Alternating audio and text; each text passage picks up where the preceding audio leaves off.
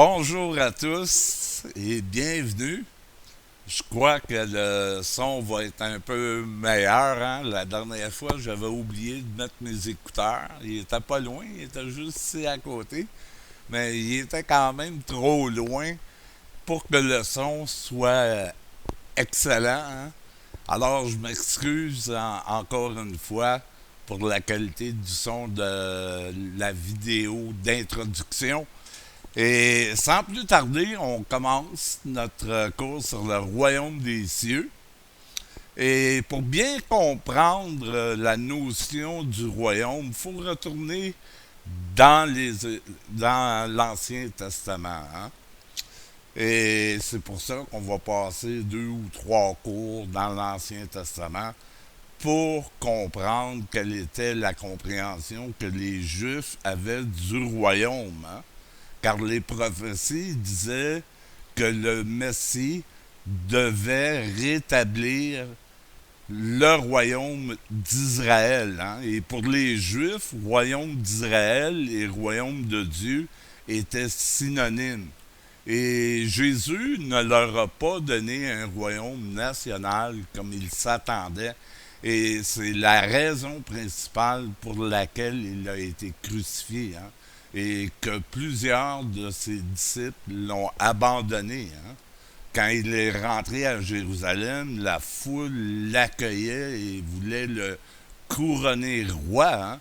Il s'attendait à ce qu'il établisse le royaume d'Israël. Même Jean-Baptiste, du fond de sa cellule, a envoyé ses disciples vers Jésus pour lui demander: est-ce que c'est toi le Messie ou devons-nous en attendre un autre? Car il voyait que le royaume ne s'établissait pas et c'était une des conditions premières du Messie, hein. Il devait absolument rétablir le royaume d'Israël. Et comme on va le voir dans les prochains cours, il l'a fait, mais d'une façon spirituelle. Et il a même agrandi ce royaume en incorporant les païens, hein. En Christ, il n'y a plus de juifs et il n'y a plus de grecs, il n'y a plus de païens, hein. Il n'y a qu'un seul peuple. Alors, pour comprendre ce qu'était le royaume, ben, il faut comprendre ce qu'était le royaume d'Israël. Et pour comprendre le royaume d'Israël, mais il faut comprendre aussi le début de l'histoire des patriarches et même remonter avant, aller jusqu'au début de la création, hein. Alors, on va commencer par le premier livre de la Bible, la Genèse. Et on va commencer par le premier mot de la Genèse, hein, qui est Bereshit, qui a été traduit par au commencement. Mais Bereshit en hébreu se traduit littéralement par au commencement de la mise en place de son dessein.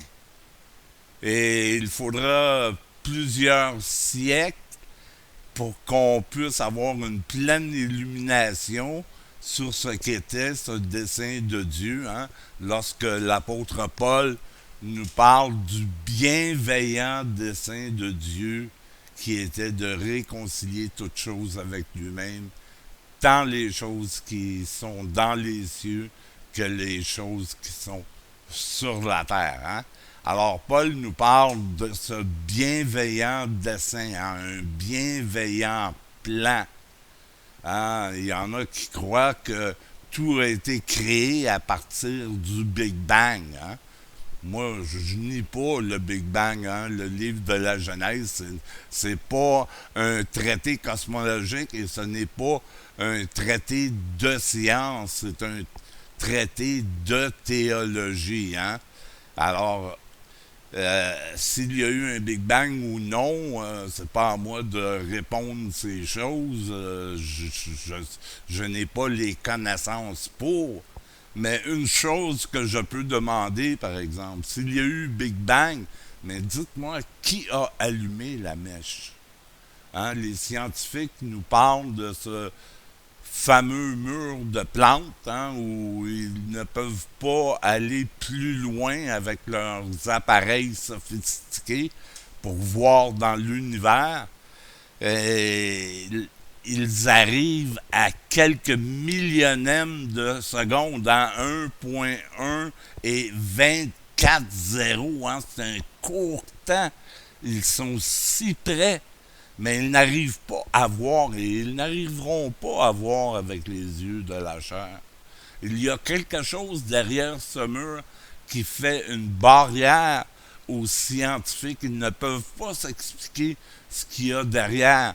Et ils savent qu'il n'y a absolument rien qui fonctionne derrière ce mur selon les lois de la physique moderne, la physique actuelle. Hein. Et le problème avec nos contemporains, c'est que nous réfléchissons seulement avec notre cerveau. Et notre cerveau est un organe, hein, qui capte des informations. Ce que l'on voit avec nos yeux, ce n'est pas la réalité. Hein? Et c'est notre cerveau qui perçoit premièrement les informations et elle nous les transmet. Hein? Si vous vous brûlez le bout du doigt, ce n'est pas votre doigt qui va envoyer un signal à votre cerveau comme quoi vous vous êtes brûlé. Non, c'est votre cerveau qui envoie un signal à votre doigt comme quoi vous vous êtes brûlé. Il y a des millions de carrefours dans cette tête. Hein? Et l'homme se sert uniquement de cette logique cérébrale pour chercher à comprendre les choses. Hein? Et ça a commencé avec René Descartes. Lui, René Descartes, a séparé la spiritualité avec la raison. Hein? Et depuis ce jour, les scientifiques, lorsqu'ils veulent étudier l'univers, ils vont la découper en petites boîtes. Hein? Et finalement, ils vont additionner ces boîtes-là pour chercher à arriver au tout. Mais avec Einstein, tout va changer. Hein? Einstein dit non, il faut partir à partir du tout et redescendre jusqu'au particulier. Hein? Et avec l'école danoise de scientifiques, hein, avec un nommé M. Bohr, lui, il va aller encore beaucoup plus loin. Il va aller dans l'infiniment petit. Hein? Et c'est assez pour nous faire disjoncter le cerveau. Je vais en parler lors de futures études. Et c'est incroyable ce qui se passe dans l'infiniment petit. Hein? Vous pouvez prendre un quartz et le diviser en deux. Alors, on s'attendrait à ce qu'il y ait deux quartz. Mais non, deux demi de quartz, excusez. Mais non, il y a deux quartz. Et si vous les divisez encore, vous pouvez aller jusqu'à l'infini. Hein? Ils peuvent être à plusieurs endroits en même temps et pourtant c'est le même quartz. Jésus a dit que tout ce qui est arrivé à Jésus-Christ à la croix nous est arrivé aussi. On a été crucifié avec lui, on a été baptisé dans sa mort, on a été enseveli avec lui et on est ressuscité avec lui. Et Paul nous dit que déjà, aujourd'hui même, nous sommes assis avec Christ dans les lieux célestes. On se trouve à deux endroits différents. C'est vraiment incroyable, hein? Et c'est ce que la science quantique est après nous démontrer. L'apôtre Paul nous dit qu'on ne connaît pas comme on devrait connaître. On voit comme au travers d'un miroir obscur. Mais un jour, le voile va tomber et on va voir et on va comprendre comme on devrait voir et comment on devrait comprendre. Alors, le premier mot de la Bible, c'est le Bereshit, hein, au commencement de la mise en place de son œuvre ou de la mise en place de son dessein. Dieu créa. Et dans le mot créa, il y a comme un espace, hein, et qui nous démontre que la création n'est pas encore aboutie. Elle est bonne, Dieu dit que tout était bon. mais Dieu ne dit pas qu'elle est parachevée. Hein. Et dans cette phrase, on peut voir qu'il manque encore quelque chose au parachèvement. Hein. Nous ne sommes pas encore pleinement humains. Hein. Irénée de Lyon dit que le Christ s'est fait homme, pleinement homme, afin de nous faire pleinement divins. Hein. Et nous sommes en parachèvement. Et on peut voir dans la Bible hein, que la création elle-même attend et soupire dans l'agonie. Elle est comme une mère qui est après enfantée hein, et elle soupire après la manifestation des fils de Dieu. Hein. Et la manifestation, c'est l'exposition de quelque chose qui est déjà là. Hein. Ce n'est pas quelque chose qui va apparaître, c'est quelque chose qui est déjà en place. Et la création elle-même, elle soupire et elle est dans l'agonie de la souffrance. Elle désire ardemment cette manifestation des fils de Dieu qui vont affranchir la création. Hein, c'est le devoir de tout croyant d'œuvrer hein, pour l'écologie sur la planète, d'œuvrer pour la paix, pour la réconciliation, l'amour, la charité, hein, s'occuper de la terre. Comme Adam, il est un jardinier dans le jardin de Dieu et il cultive la terre. Hein. Et le mot, encore une fois, le mot hébreu pour terre peut être monde. Hein. C'est interchangeable. On l'utilise parfois pour la terre, pour le territoire ou pour le monde. Hein. Alors, Adam devait garder le monde. Hein. Et Caïn, quand il a tué Abel, il dit, est-ce que je suis le gardien de mon frère? Mais oui, Caïn, tu es le gardien de ton frère. On est tous les gardiens de nos frères. Hein? Et on doit être des jardiniers dans le jardin de Dieu. Hein? Dans le livre des Cantiques, la bien-aimée, à la fin, lorsqu'elle découvre sa position en Dieu, Dieu la décrit comme une fontaine au milieu du jardin. Une fontaine au milieu du jardin qui abreuve le jardin. Hein? Et dans l'Apocalypse, il y a un arbre. Hein? Tout comme dans le jardin d'Éden, il y avait un arbre, il y avait deux arbres. Hein? Certains pensent que l'arbre de vie et l'arbre de la connaissance du bien et du mal étaient le même arbre, mais avec deux facettes. Hein? Et on n'est pas trop sûr à cause de l'utilisation des vocables hébreux, mais ça, c'est beaucoup de technique. Hein? Peu importe qu'il y en ait deux ou qu'il y en ait un, ça n'a aucune importance. Là. Mais dans l'Apocalypse, hein, dans le premier livre de la Bible, il y a un arbre.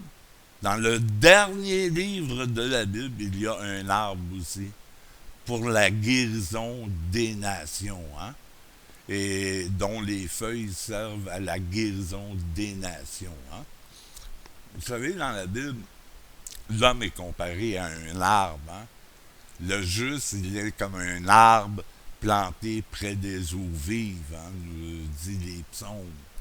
Et Jésus réfère à l'homme aussi souvent comme étant un arbre. Il décrit la nation d'Israël comme un olivier. Hein?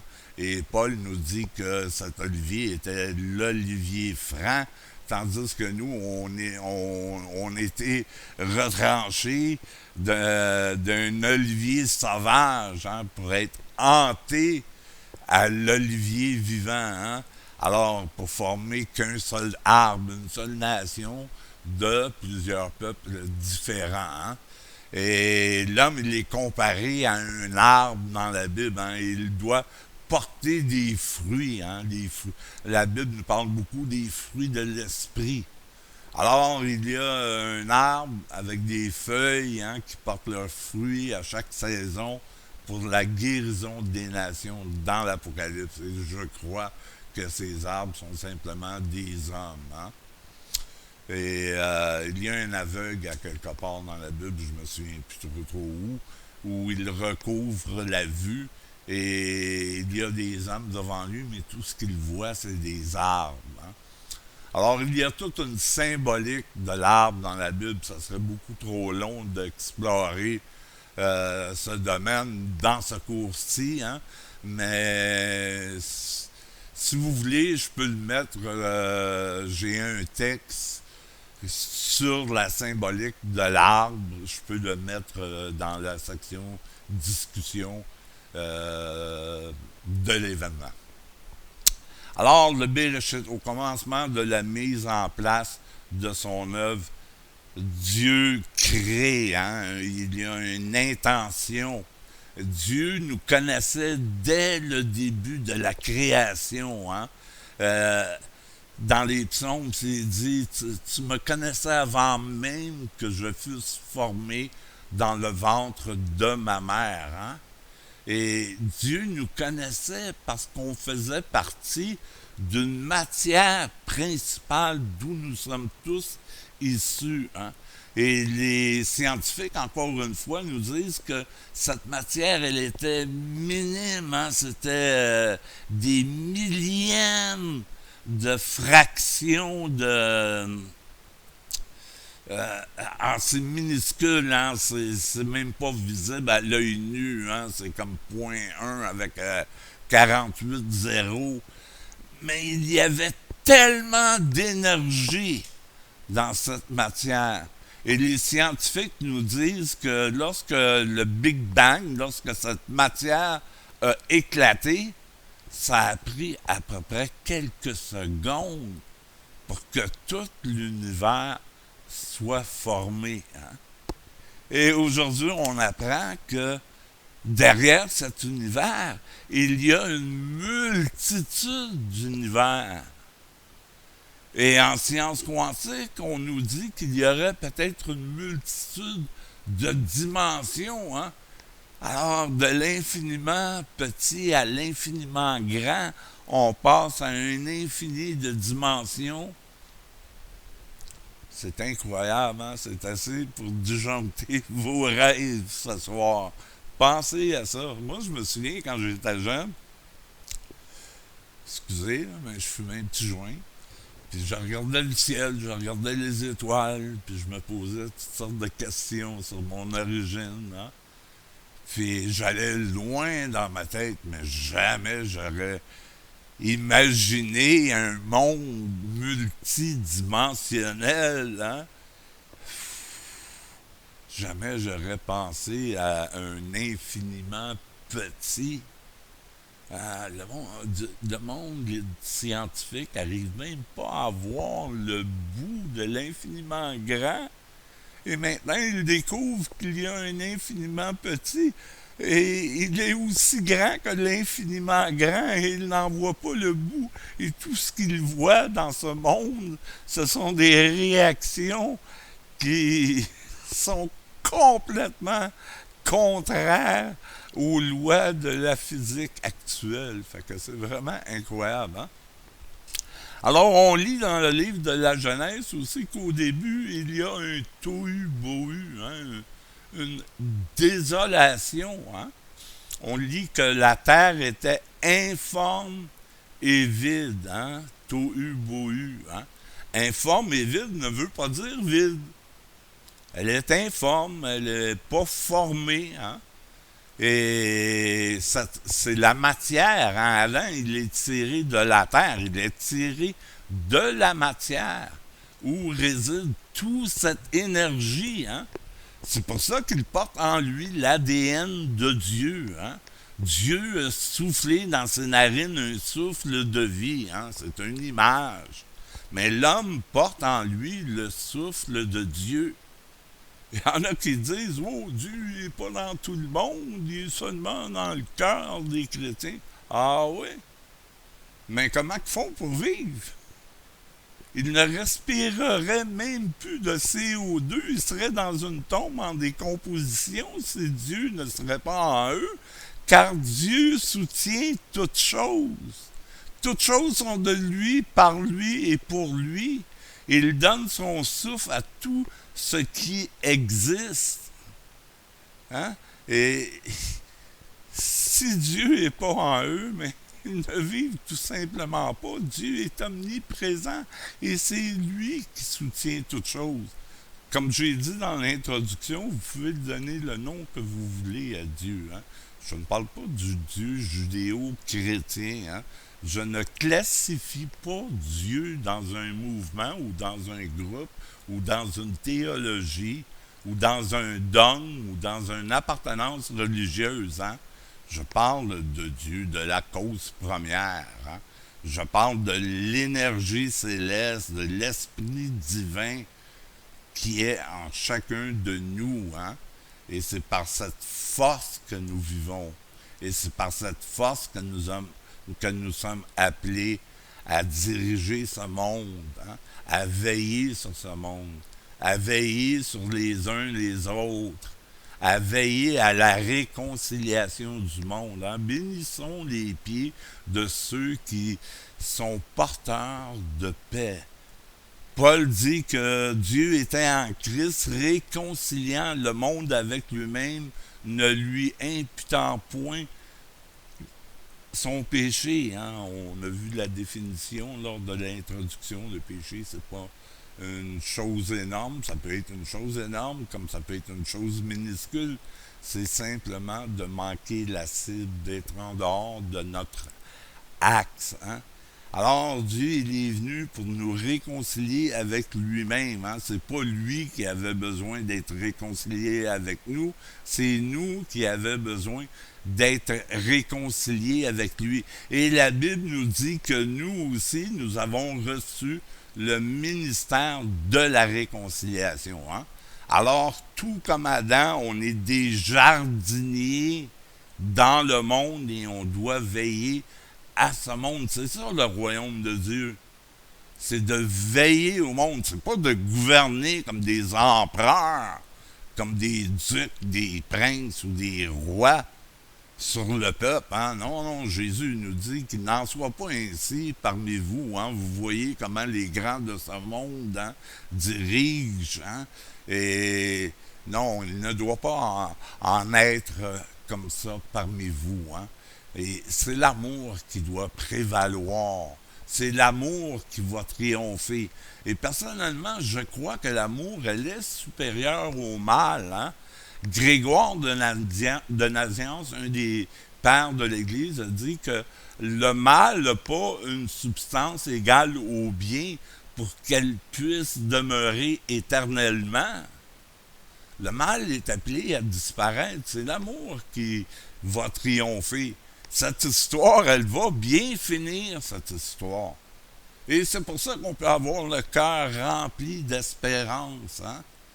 Car l'espérance ne trompe point, nous dit Paul, parce que l'amour de Dieu est répandu dans nos cœurs. Donc, il y a un tohu-bohu au début. Hein? Il y a un certain désordre, un certain déséquilibre. Mais Dieu met les choses en place. Mais les choses ne sont pas mises en place automatiquement d'un seul coup. Hein? Dieu, il va parachever cette création qui n'est pas terminée et l'homme n'est pas encore parvenu à son plein potentiel. Il n'a pas encore été pleinement parachevé. Hein? Et c'est pour ça que Pilate a presque prophétisé quand il a vu Jésus. Hein, il a dit « Ecce homo, hein, voici l'homme ». Jésus était le dernier Adam. Il y a un Adam dans le jardin d'Éden et Jésus, lui, il est le dernier Adam. Il est un nouvel homme. Et il dit, il est préférable, ça c'est le type, il est préférable pour vous que je m'en aille. Car si le grain de blé ne tombe en terre et ne meurt, il demeure seul. Mais s'il meurt, il porte beaucoup de fruits. Hein? Imaginez le grain qui tombe en terre. Hein? Il ne meurt pas nécessairement. Il se transforme. Une tige va pousser et sortir de la terre et va produire un épi. Et de cet épi, va produire 20, 40 grains. Hein? Et chacun de ces grains, à leur tour aussi, vont produire des épis qui vont produire 20 à 40 grains. Et ainsi de suite, hein, ça peut aller jusqu'à l'infini. L'Ancien Testament nous dit que le Messie ne se relâchera point jusqu'à ce qu'il ait établi la justice sur la terre. Et il ne le fait pas seul. Hein? Il dit, il est préférable que je m'en aille. Car si le grain de blé ne tombe en terre et ne meurt, il demeure seul, mais s'il meurt, il porte beaucoup de fruits. Nous sommes ces fruits. Hein? Vous savez, le monde n'attend pas que le Christ répare ce monde. Bien sûr, c'est le Christ qui va réparer le monde, mais le Christ en nous, car la création attend et elle soupire, elle est dans l'agonie. Elle soupire après la manifestation des fils de Dieu. Regardez la généalogie de Dieu. Il y en a deux généalogies. Hein? Il y en a une dans Luc et une dans Matthieu. Et les deux sont complètement différentes, hein?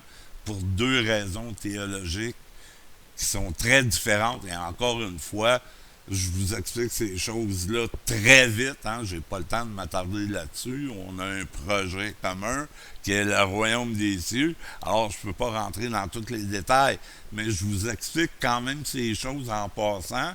Pour ceux qui se posent des questions, ben, j'ai lu deux récits des généalogies de Jésus. Il y a des contradictions. Non, il n'y a pas de contradiction. Hein? Il y a un certain plan. Il y a une certaine idée derrière chacune des généalogies, hein? Des idées théologiques. Et la généalogie de Luc va remonter jusqu'à Adam. Hein? Et il nous est dit un tel a engendré un tel, et un tel a engendré un tel, et un tel a engendré. C'est long. Hein? Un tel a engendré un tel. Et puis on arrive à. Et Adam, fils de Dieu. Les autres avant, c'est tout le temps fils d'un tel, fils d'Enoch, fils d'Abel, etc., etc. Et Adam, mais c'est Adam, fils de Dieu. Alors même après ce que les hommes ont appelé une chute, moi j'appelle un choix, un mauvais choix, mais Adam, il est toujours un fils. Il est un fils prodigue, mais il est un fils. Il y a une parabole du fils prodigue, hein? Et Dieu va à sa... Il attend impatiemment qu'il revienne. Hein? Et Rumi, hein, le célèbre mystique sunnite, nous dit, ce que tu cherches, te cherche. Hein? Ce que tu cherches, te cherche. Ce que tu cherches, te désire. Hein? Et le Père, il est tellement heureux quand le Fils prodigue revient à la maison. Hein? Ou encore, il y a une parabole où Jésus laisse ses 99 brebis pour aller à la rencontre, à la recherche de la brebis qui s'est égarée. Hein? Et encore, une autre parabole nous dit que une femme a perdu une pièce de monnaie dans sa maison et elle balaye la maison jusqu'à ce qu'elle ait retrouvé cette pièce de monnaie qu'elle a perdue. Jusqu'à ce qu'elle l'ait retrouvée. Hein? Elle n'est pas contente tant qu'elle n'a pas retrouvé sa pièce de monnaie. Et l'homme qui a perdu sa brebis, pour lui, 99%, c'est pas suffisant.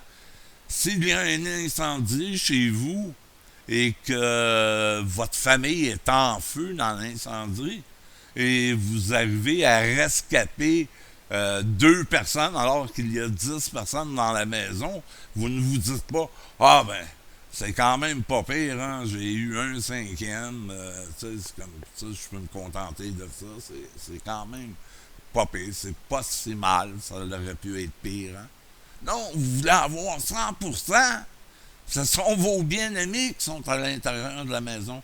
Et Dieu n'est pas différent de vous. Hein? Et la Bible nous dit, si vous êtes capable de faire du bien à vos semblables, il dit, Dieu est supérieur à vous. Pensez-vous que Dieu ne se soucierait pas de vous, hein? Dieu se soucie de l'humanité. Dieu aime l'humanité. Alors, dans le jardin, il y a un arbre. Et dans le livre de l'Apocalypse, au dernier chapitre, il y a aussi un arbre pour la guérison des nations. Adam a été placé dans un jardin, hein, pour le cultiver, comme qu'on est placé dans ce monde aussi, pour le réconcilier, pour y amener la paix, pour y amener la délivrance, pour avoir soin des opprimés, avoir soin des veuves, pour prêter notre voix à ceux qui ne sont pas capables de hurler leur souffrance, hein, à tous ceux qui sont oppressés, hein, par des gouvernements injustes, par des dictatures, par le colonialisme, par le capitalisme sauvage. On peut leur prêter notre voix, hein. On est des agents de réconciliation pour ce monde, hein. J'aurais voulu vous parler davantage, hein, de toute l'historico-critique du livre de la Genèse, mais il y en a tellement, tellement, tellement à dire, hein. Juste peut-être pour conclure, faire une petite parenthèse, hein, sur le livre de la Genèse. Le livre de la Genèse a été écrit en majeure partie à Babylone lors de la déportation des Juifs à Babylone qui a duré 70 ans, hein. Et c'est là que les rédacteurs ont regroupé des textes, hein, et certains sont très anciens, ils remontent au temps de la monarchie de David, hein.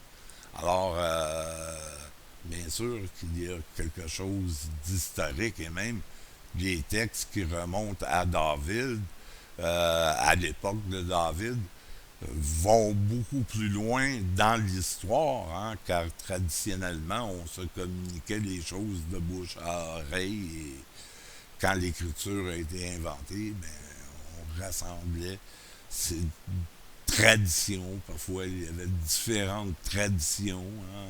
Vous savez ce que c'est, le téléphone, hein. D'une voix à l'autre, souvent l'histoire se transforme. Mais on a accumulé des textes, on a formé un texte, on a fait un assemblage d'un récit théologique. Et bien sûr, ils ont été influencés par les choses qui les entouraient, hein. Le jardin d'Éden a été influencé par les jardins suspendus du roi, hein, un magnifique jardin qui inspirait un retour à la création, un retour à l'origine, hein. Et ce jardin est un jardin clôturé. Et chose surprenante, en hébreu, le jardin d'Éden se traduirait plus bien par jardin clôturé, hein.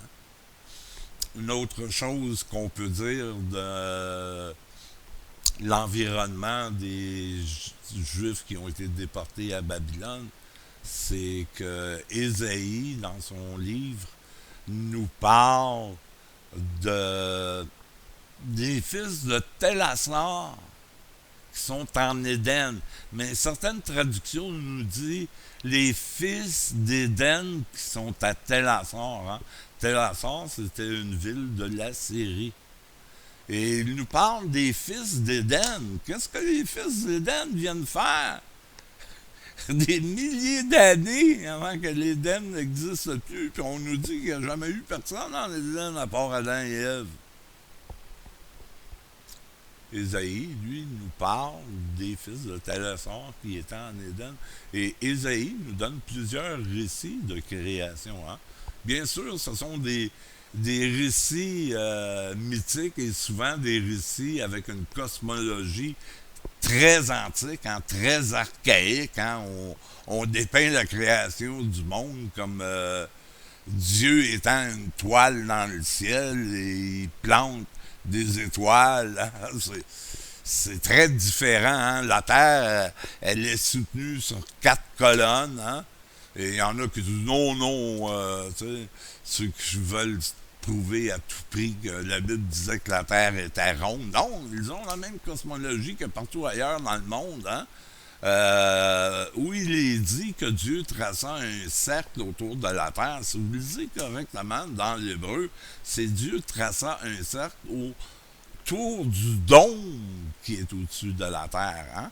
Alors un dôme, ben, c'est rond, il traça un cercle sur ce dôme. Hein? Mais on croit que la terre est soutenue sur des colonnes. Combien de fois Dieu dit encore une fois, j'ébranlerai les fondations de la terre. Les fondations de la terre, c'était ça, ces 4 colonnes-là. Et on croyait que si on allait au bout du monde, mais on allait tomber dans la mer. Et dans cette mer, mais il y avait le Léviathan, il y avait un monstre, hein, on craignait la mer. Pour la plupart des gens qui vivaient éloignés de la mer, ils sont épeurés et ils ont peur de la mer, ils ont peur de savoir qu'est-ce qui pourrait bien se trouver dans cet océan grandiose. Hein? Alors, ils imaginent toutes sortes de choses, un peu comme aujourd'hui. Hein? Moi, j'ai été dans la vallée de l'Okanagan, hein, puis il y avait un parc d'attractions où il y avait un genre de statue d'un monstre hein, qui s'appelait Ogopogo. C'est les Indiens qui l'avaient surnommé de ce nom-là. Hein. Et certaines légendes disaient que ce monstre voyageait parce que le lac de Pentington, je me souviens plus du nom du lac, mais on disait que ce lac, il avait un souterrain où le monstre pouvait voyager. Hein, il voyageait du lac qui est dans la vallée de l'Okanagan jusque dans le lac du Loch Ness, hein, où il y a le monstre du Loch Ness. Hein. Alors encore aujourd'hui, il y a des gens, moi j'habite à Magog, et dans les cantons de l'Est, il y a des théories assez farfelues. Hein. On croit qu'il y a des petits nains, des gnomes dans les montagnes de Magog, hein, et il y a toutes sortes de théories farfelu. Moi, ça me fait rire, mais les gens ont le droit d'y croire. Hein. S'il y a des gens qui croient ces choses-là, qui écoutent présentement la vidéo, je me moque vraiment pas de vous. Hein. Mais c'est pas mon opinion des choses. J'ai pas vu de gnome. J'en ai vu beaucoup quand j'étais hippie, par contre. Mais j'étais sur le mushroom. Mais ça fait longtemps. Ça fait longtemps que j'en fais plus. Là, j'en ai fait beaucoup. Dans la vingtaine, j'allais dans la vallée de l'Okanagan hein, et je travaillais à cultiver des fruits et après je descendais sur l'île de Vancouver. Hein, c'était la place pour les champignons. Hein, il y avait des hippies de partout dans le monde qui se ramassaient là hein, et on cultivait des champignons puis moi je passais des étés ben pas des étés excusez c'est à l'automne qu'on les cultivait je passais des automnes complets sur le champignon. Alors, j'en ai vu beaucoup de farfadets. Hein. Ce qu'on veut voir, on le voit. Hein. Et ce qu'on veut pas voir, mais on le voit pas. Le cerveau, hein, c'est le récepteur des choses et il nous joue des tours des fois. Hein. On voit des choses que ben, c'est le cerveau qui nous les fait voir. Hein. Et le cerveau emmagasine beaucoup, beaucoup d'informations. Hein, à un tel point que même dans des états de demi-conscience avant la mort, le cerveau nous projette plein d'images. Mais c'est drôle hein, que ces images sont toujours liées à nos cultures personnelles. Hein. Ce qu'on voit, c'est quelque chose qui est enraciné dans le cerveau. C'est pas quelque chose de différent, c'est pas quelque chose d'inconnu, c'est quelque chose de connu. Hein. Alors, le cerveau peut nous jouer des tours. Alors, les Juifs qui sont en captivité à Babylone, excusez-moi mon écart dans mon message, Les Juifs qui sont en captivité à Babylone, ben, ils sont en contact avec plusieurs choses. Hein. Ils sont en contact avec les ziggourats. Hein. Les ziggourats, c'est un peu comme la tour de Babel. Ils sont en contact avec un monde multiculturaliste. Hein. Ils sont en contact aussi avec un roi à un moment donné qui cesse de multiculturaliste et qui se referme sur lui-même. Hein. Et il devient très exclusif à un tel point qu'il interdit même aux Babyloniens d'adorer Marduk. Hein?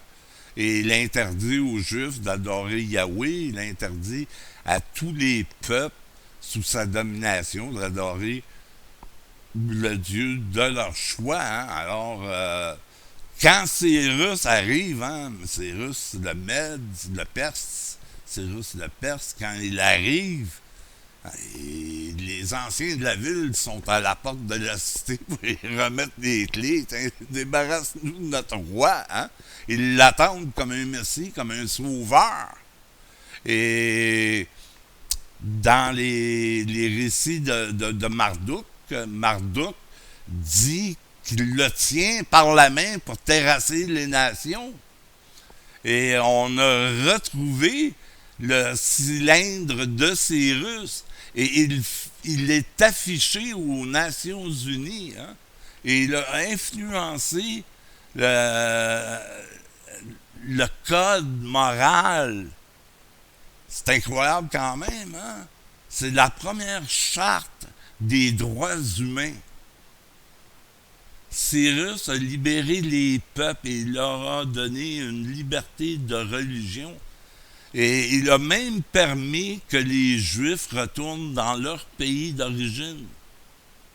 Et il a financé la reconstruction du temple. Et Ésaïe va même aller jusqu'à nommer, comme les Babyloniens avaient nommé Marduk, qui le tenait par la main, mais dans le livre d'Ésaïe, c'est plus Marduk qui le tient par la main, mais c'est Yahweh qui le tient par la main. Et Cyrus va dire, Ésaïe va dire, Cyrus, mon Messie, que Dieu a établi pour terrasser les nations, pour les libérer, Cyrus, il est considéré comme un Messie, comme un comme quelqu'un qui va délivrer, comme un sauveur. Alors, les Juifs, ils sont en contact avec tout ce monde. Hein? Alors, il y a tout un mijotement d'idées qui va éclore de ce monde. Hein? Parfois, c'est un monde multiculturaliste. Parfois, c'est un monde exclusif. Alors, leur pensée évolue, leur écrit évolue aussi. Ils sont en contact aussi avec des écrits babyloniens. Ils sont en contact avec l'Enuma Elish, hein, qui est le plus vieux écrit au monde. Et dans l'Enuma Elish, mais on nous raconte la création. Hein. Mais dans l'Enuma Elish, dans la création, les dieux créent les hommes pour faire leurs besoins. Hein. Car ils sont trop paresseux pour travailler, alors ils créent des hommes pour faire leurs besoins. Et quand ils détruisent la terre par un déluge, mais ils détruisent la terre parce que les hommes ils font trop de bruit, ils les dérangent. Alors, il y a une différence avec les récits de la Genèse et des récits de l'Enuma Elish. Hein? On va enlever des choses et on va en rajouter d'autres pour former un récit théologique. Hein? Il y a aussi l'épopée de Gilgamesh, hein? Qui est un des plus vieux écrits au monde aussi, où on raconte la quête de Gilgamesh, qui est un roi. Je ne sais pas si c'est un roi mythique ou un roi qui a déjà existé, mais chose certaine, les choses qu'on raconte dans son épopée sont des mythes. Hein? Et il rencontre Gilgamesh, il rencontre Adam. C'est drôle, hein? Il y a un Adam babylonien. Et cet Adam babylonien va influencer aussi le récit de la Genèse. Hein? Alors maintenant, on va arriver à Adam. On va se concentrer sur Adam dans le jardin. Hein? Adam est traduit dans le premier récit au singulier et dans le deuxième au pluriel, ou ça peut être l'inverse, là, ça je me souviens plus. En tout cas, il est traduit une fois au singulier et une fois au pluriel. Et Adam se traduit par humain.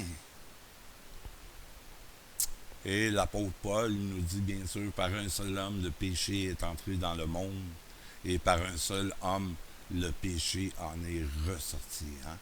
Il va utiliser ces figures pour montrer l'œuvre que Christ a fait à la croix. Hein? Il y a tout un langage théologique qui sort du monde hébreu. Hein? Il nous dit que par un seul homme, le péché est entré dans le monde, par un seul homme, le péché en est ressorti. Comme en un seul homme, tous sont morts, et non d'une mort physique. La mort physique va s'en suivre, hein?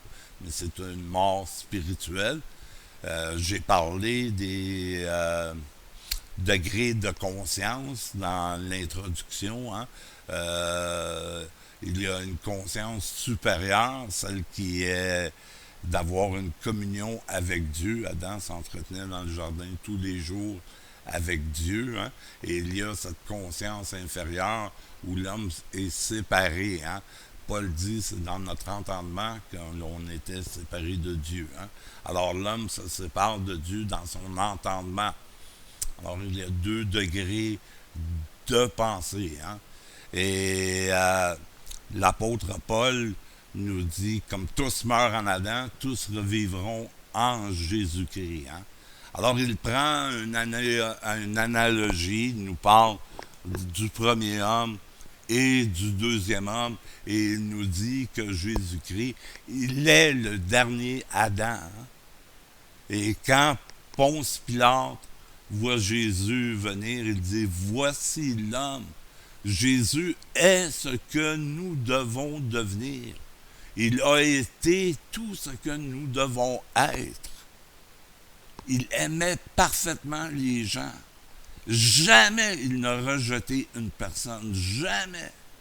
Et il a toujours défendu les plus démunis, les pauvres, les exclus de la société contre l'esprit religieux et légaliste. Il s'est attaqué aux pharisiens, aux sadducéens, aux scribes, parce qu'ils exploitaient le peuple, parce qu'ils le manipulaient par la peur, par la crainte, parce qu'ils leur donnaient des fausses notions de Dieu. Et il dit aux pharisiens, les prostituées et les brigands vont vous devancer dans le royaume des cieux. Et ce n'est pas le ciel, car le royaume des cieux est ici présentement et il est au milieu de nous. Et c'est à des pharisiens que Jésus dit, le royaume des cieux est au-dedans de vous. Hein? Il ne dit pas ça à des bons petits chrétiens qui ont accepté Jésus dans leur cœur par une prière. Non! Il le dit à ses ennemis, ceux qui veulent le mettre en mort. Il leur dit que le royaume des cieux est au milieu d'eux.